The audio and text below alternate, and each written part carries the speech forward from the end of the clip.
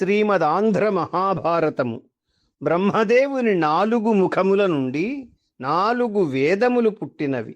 అవే ఋగ్వేదము, యజుర్వేదము, సామవేదము, అధర్వణము. అవి ఒకదానికొకటి చిక్కుపడి ఉన్నవి. గాసట వీసటగా పడియున్న వేదరాశిని విభజించిన కారణముగా వ్యాస మహర్షికి వేదవ్యాసుడు అన్న పేరు స్థిరమైనది. అటు పిమ్మట వేదవ్యాస మహర్షి 18 పురాణములను రచించినాడు.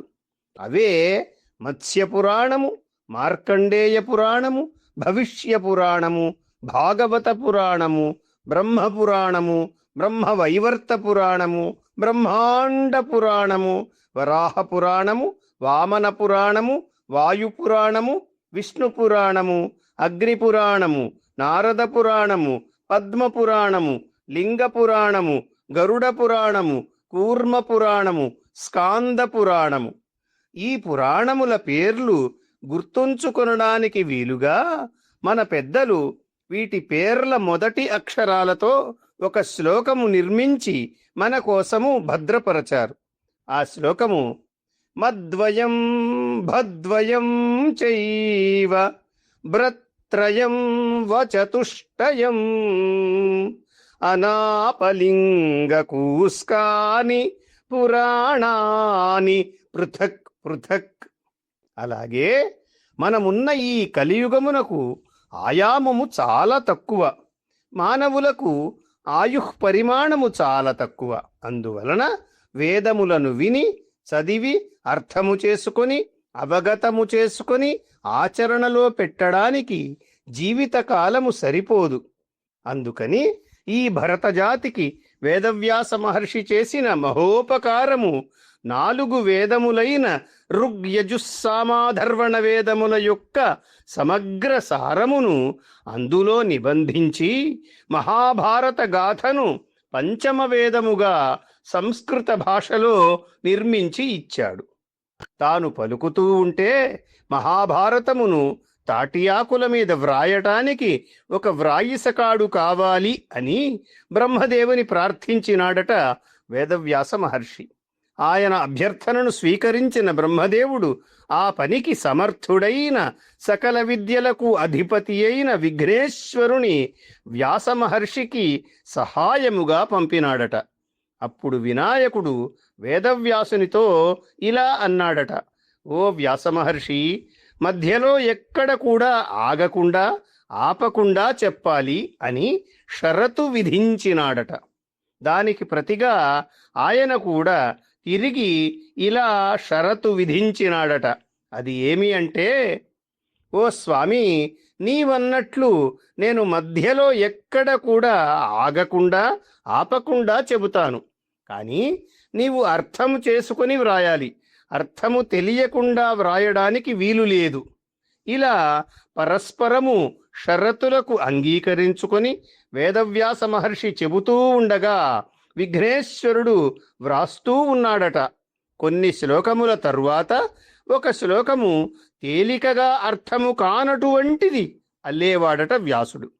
దానికి గణపతి అర్థము ఆలోచించుకునే లోపుగా మరికొన్ని శ్లోకములను అల్లేవాడట వ్యాసుడు.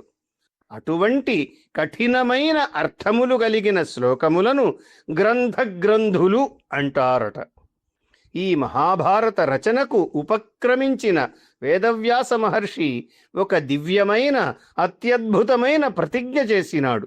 అది ఏమంటే, యదిహాస్తి తదన్యత్ర యన్నేహాస్తి నతత్ క్వచిత్. అంటే మహాభారతములో ఏ విషయమైతే ఉన్నదో అదియే ప్రపంచములో ఎక్కడైనా మనకు కనిపిస్తుంది. ఏ విషయమైతే మహాభారతములో లేదో అది లోకములో ఎక్కడనూ ఉండదు, మనకు కనపడదు. అలాగే వినాయకుడు వేదవ్యాస మహర్షిని ఒకసారి ఇలా అడిగినాడట, ఓ మహర్షి, ఈ మహాభారతము యొక్క సారమును ఒక్క శ్లోకములో చెప్పలేవా అన్నాడట.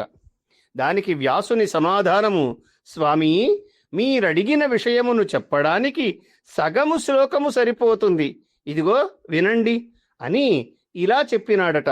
శ్లోకార్థేన ప్రవక్ష్యామి యదుక్తం గ్రంథకోటిభిః పరోపకారః పుణ్యాయ పాపాయ పరపీడనం.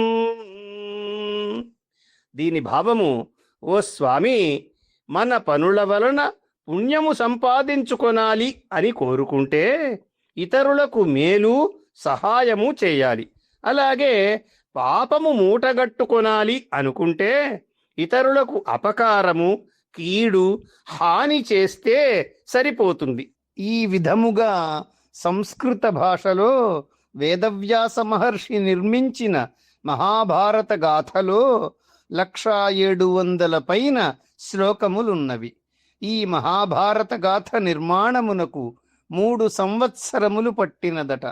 సంస్కృత భాషలో ఉన్న కావ్యమును ఇతిహాసమును చదివి అర్థము చేసుకొనడము సామాన్య ప్రజానీకానికి సాధ్యపడని విషయము కాబట్టి దానిని తెలుగు భాషలోనికి అనువాదము చేశారు కవిత్రయముగా పేరు పొందిన నన్నయ భట్టారకుడు, తిక్కన సోమయాజి, ఎర్రాప్రగడ. వీరు ముగ్గురు ఒకే కాలమునకు సంబంధించిన వారు కాకపోయినా ఏకసూత్రితమైన భావనాబలముతో మహాభారత మహేతిహాసాన్ని తెలుగు భాషలోనికి అనువదించారు.